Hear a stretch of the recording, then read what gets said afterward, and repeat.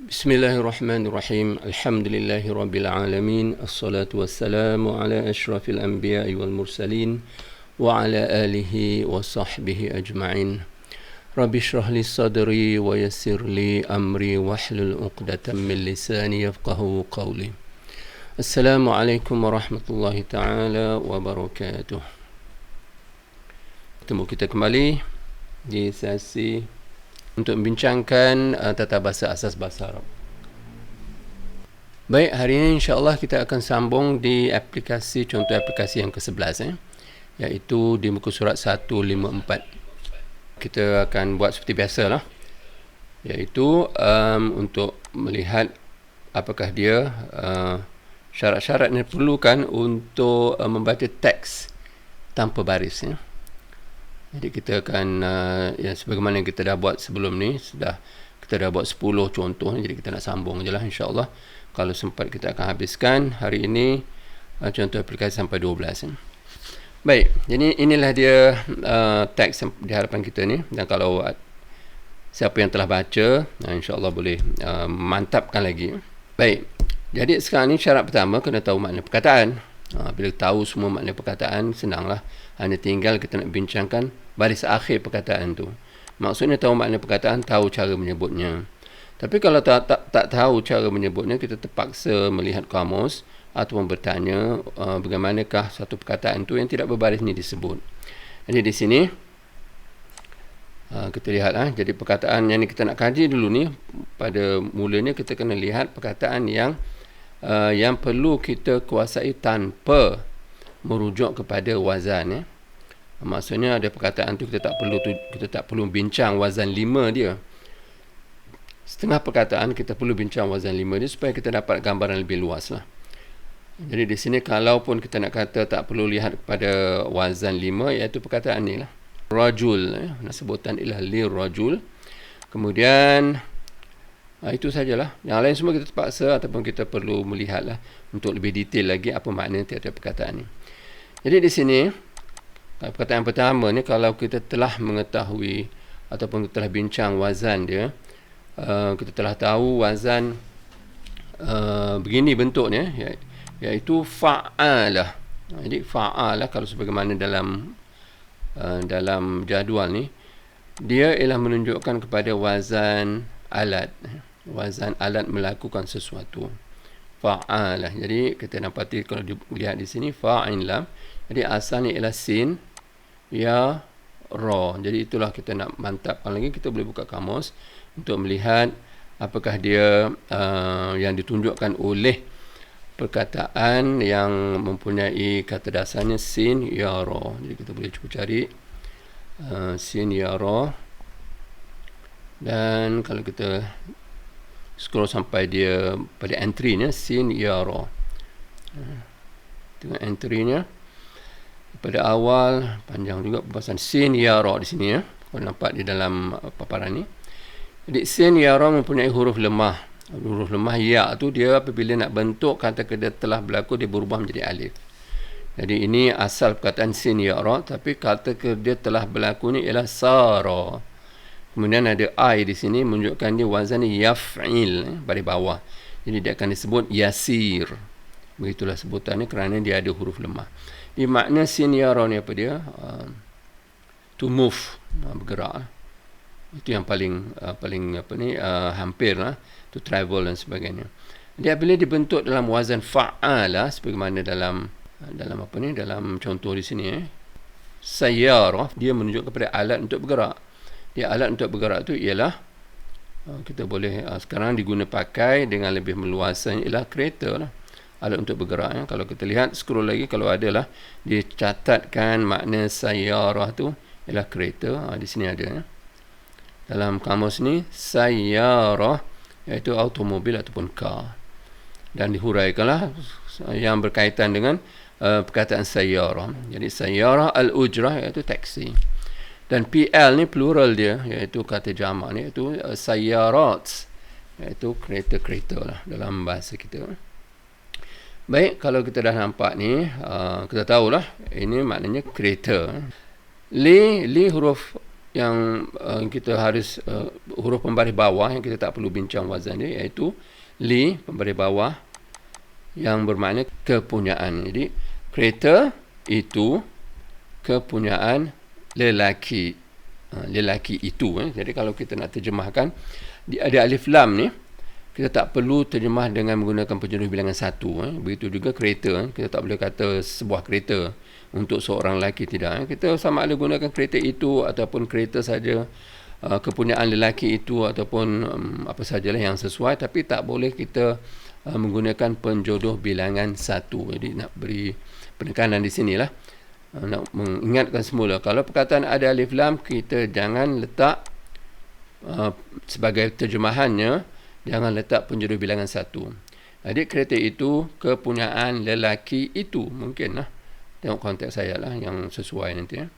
Kemudian di sini mudir. Mudir ni, kalau kita lihat pembahasan ni, dia asal perkataannya dal waw ra.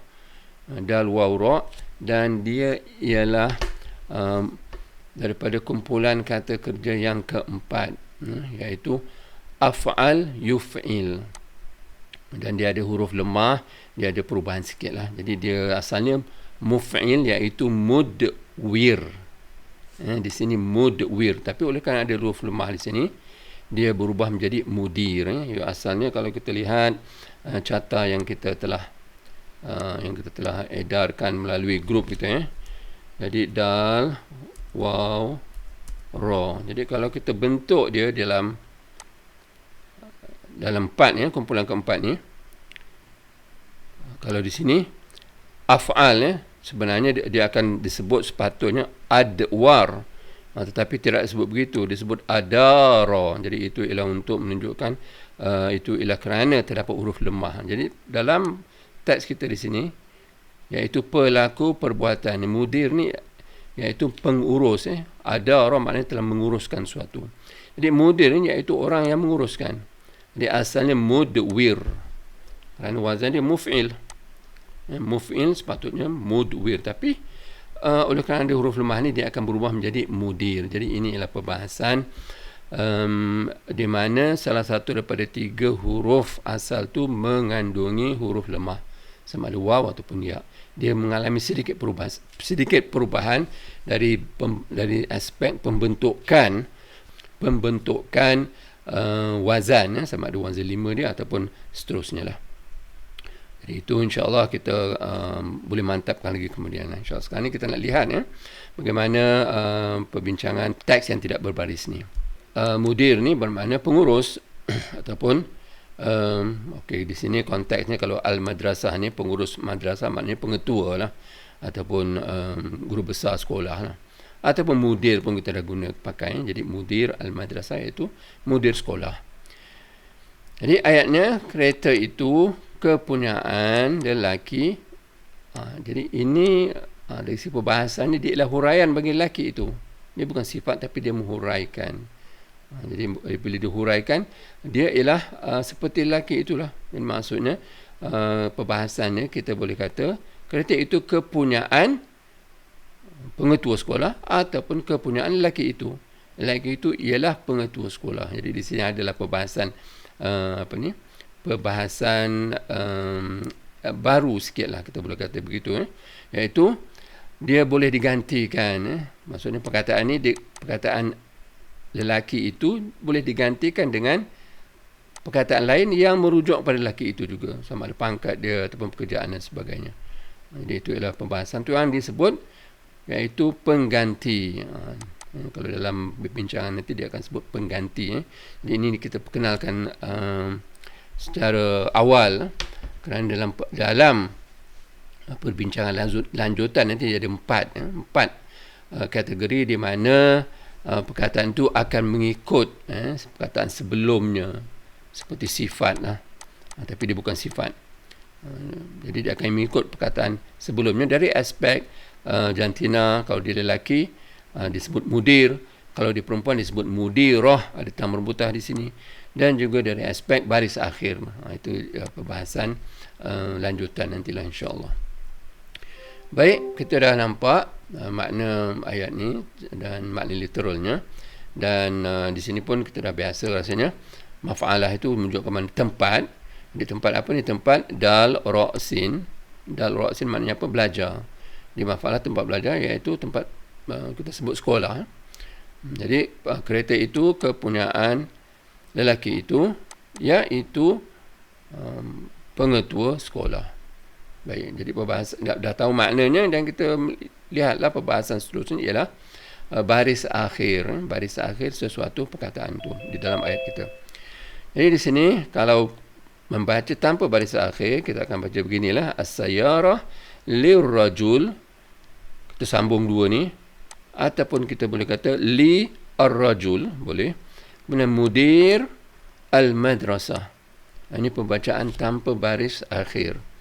Elok ditekankan di sini kerana kita sepatutnya biasakan dengan cara bacaan begini, supaya kita tidak terikat pemikiran kita nak sebut baris akhir tu apa dia, macam mana. Kerana itu ialah tahap yang lebih tinggi sikit lah.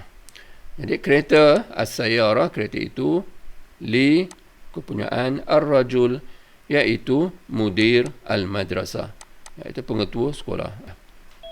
Itu ialah perbahasan pembacaan tanpa baris akhir. Kalau nak baris akhir, itu samalah dia punya kaedah tu. Dia kena tahulah cerita tentang apa ni. Cerita tentang kereta itu. Apa ceritanya? Kepunyaan lelaki itu. Dah. Itulah asal dia. Cerita pasal kereta itu pasal as-sayyarah di baris akhir dengan baris depan. Dan inilah ceritanya, kepunyaan lelaki itu. Tapi oleh kerana dia terdiri daripada dua perkataan, kita kena ikutlah kaedah dia, di mana dua perkataan itu bagaimana perbincangannya, perbahasannya. Dia oleh kerana ada li di sini, dan perkataan selepasnya mesti dibariskan di baris bawah. Jadi as-sayyaratu lirrajuli, li ar-rajuli. Kemudian ini yang disebut tadi, iaitu ini pengganti. Maksudnya dia menggantikan, menghuraikan lelaki itu. Apakah huraiannya? Pengetua sekolah. Jadi oleh kerana dia menghuraikan, tapi dia bukan kategori sifat, dia dari istilahnya disebut badal. Badal itu pengganti. Mengganti satu itu yang ada haji badal, haji yang menggantikan. Jadi ini dari istilah tata bahasa. Dari segi istilah tata bahasa, dia disebut badal, iaitu dia menggantikan perkataan yang sebelumnya. Maksudnya kita boleh kata as-sayyaratu li mudiri. Jadi perkataan mudiri di baris bawah kerana apa? Kerana terkesan daripada li di sinilah. Li sebenarnya memberi kesan kepada ar-rajuli, tapi oleh kerana mudir ini dia menggantikan ar-rajuli, jadi baris pun dia mengikut sama. Jadi li mudiri al-madrasati. Jadi persoalan sekarang ni ataupun perbahasannya, kenapakah al-madrasah dibariskan di baris bawah? Jadi ini kita perlu sentiasa berfikir ataupun sentiasa memikirkan kaedah-kaedah ni. Jadi dua perkataan. Kalau perkataan kedua bukan sifat bagi yang pertama, baris akhir ni mesti baris bawah. Jadi itulah pembahasannya ataupun kaedah dia begitu. Jadi kena ingat selalulah. Setiap kali kita jumpa ungkapan daripada dua perkataan, kita cuba aplikasikan. Adakah perkataan berdua ni sifat bagi yang pertama? Tidak. Kalau tidak, dia automatik baris bawah. Tanpa persoalkan lah. Jadi sekarang ni kita dah tahu kaedah tu, kita sebutlah al-madrasati. Jadi mudiri al-madrasati. Jadi perbahasan dia mudiri, kenapa dia baris bawah? Kerana dia menggantikan ar-rajuli. Dan ar-rajuli kenapa dia baris bawah? Kerana dia terletak selepas li. Li ni ialah perkataan pembaris bawah. Jadi itu perbahasan dari segi tata bahasa ni lah. Kemudian al-madrasati, kenapa dia baris bawah? Kerana dia bukan sifat bagi perkataan sebelumnya. Dia ialah sekolah. Sekolah bukan sifat. Jadi itulah perbahasannya. Kalau kita nak membaca dengan yakin, kita tidak teragak-agak. Kenapa kita kenapa kita sebut satu perkataan itu dengan baris akhir yang betul.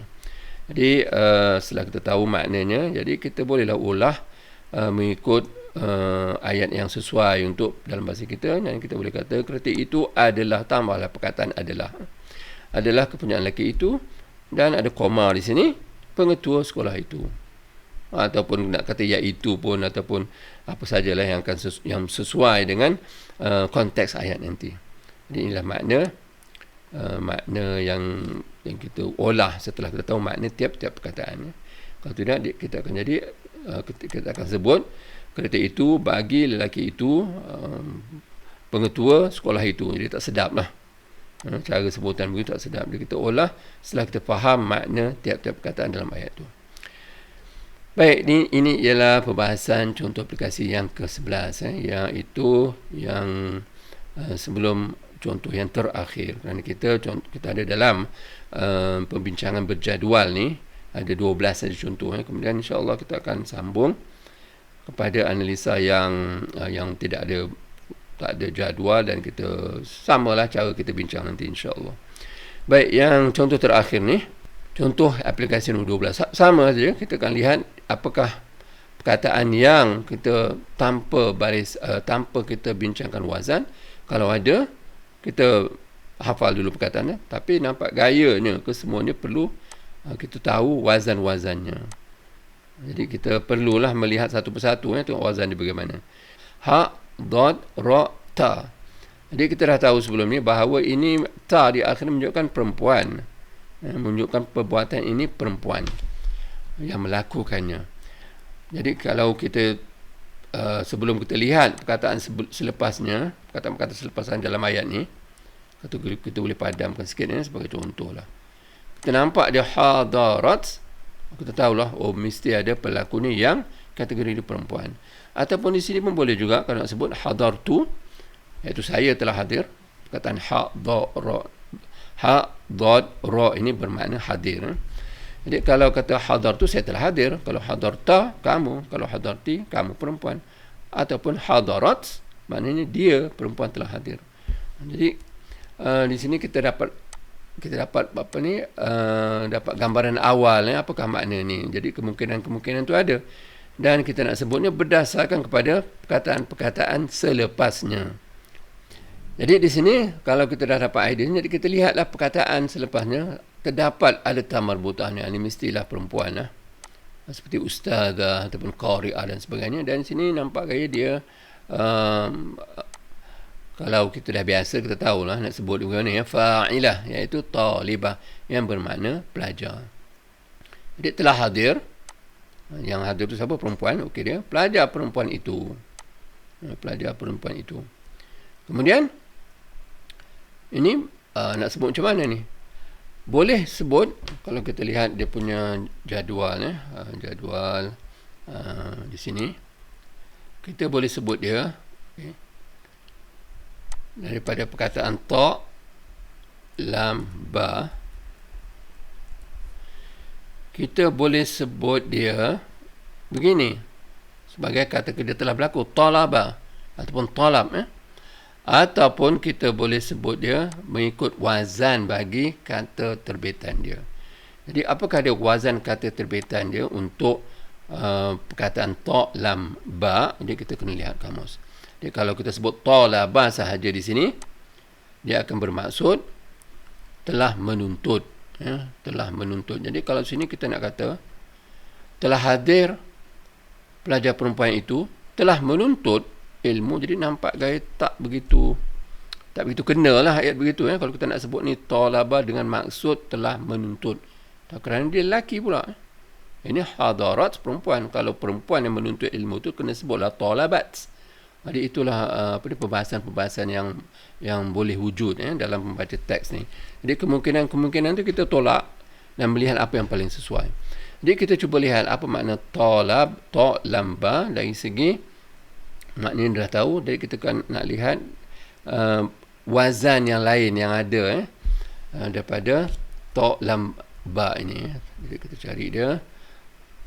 Dan nampak dalam dalam paparan tu, kita scroll untuk melihat yang asalnya, itu entry yang pertama. Jadi talaba, telah menuntut.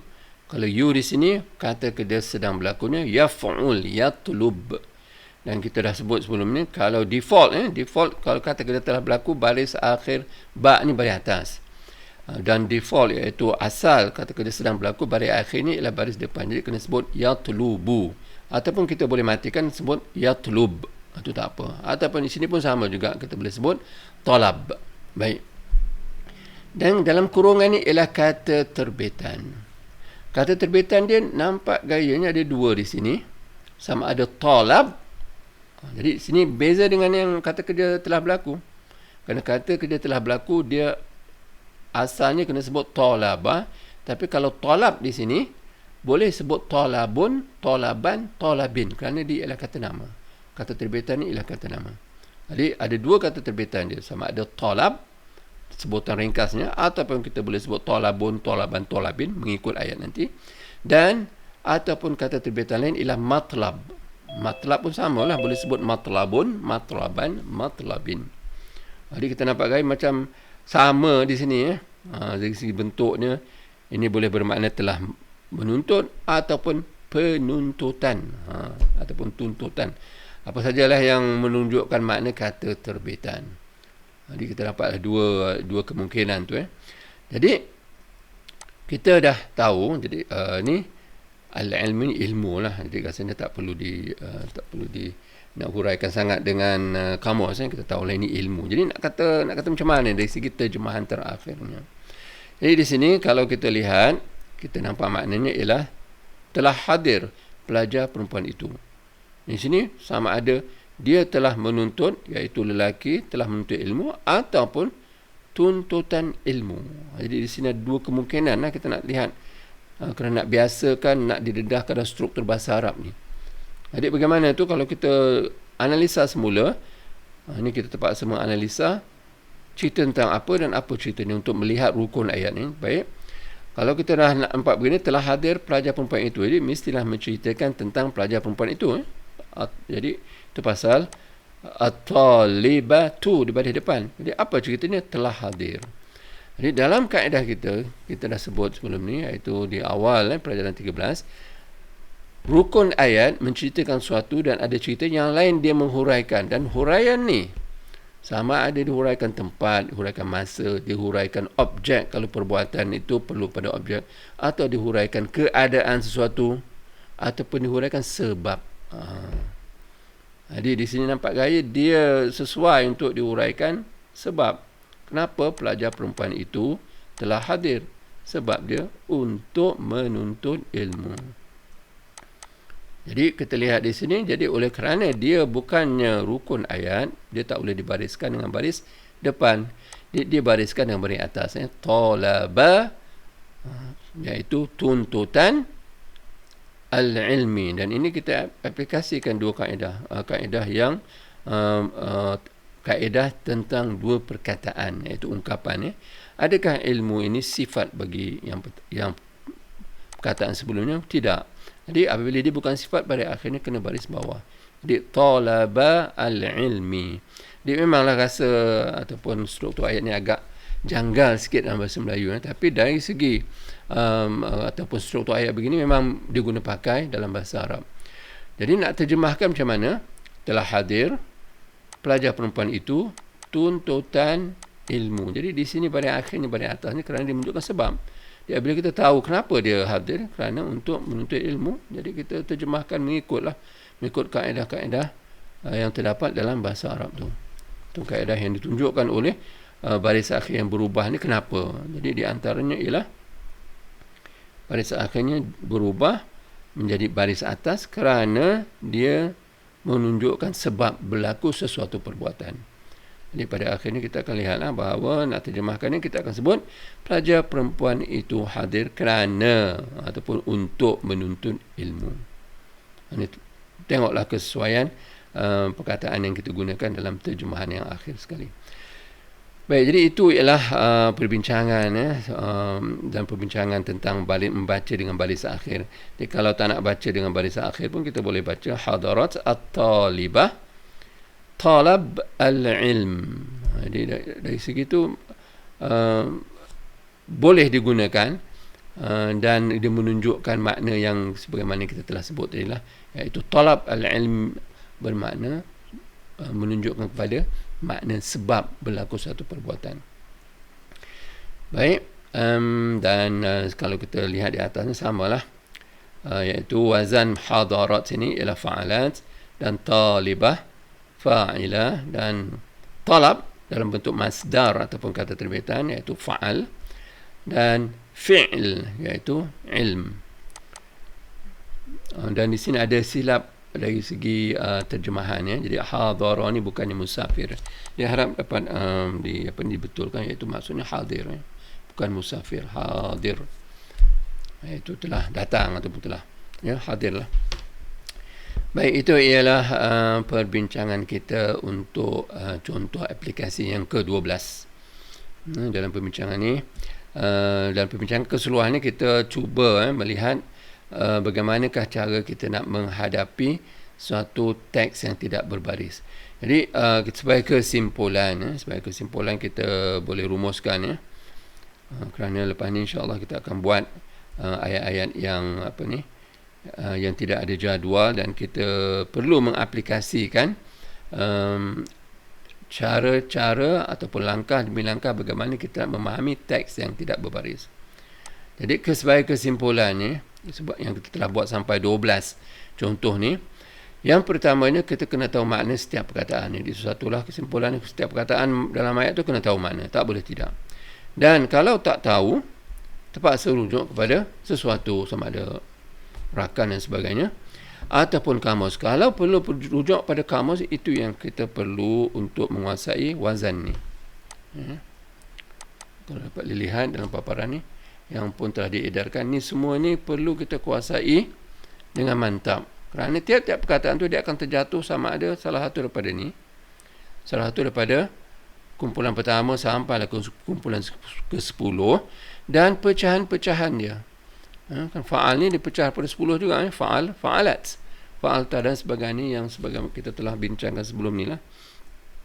Jadi itulah, kalau tak tahu makna perkataan, kita terpaksa merujuk pada kamus, dan kita perlu mengetahui wazan dia supaya kita tahu 3 huruf asalnya.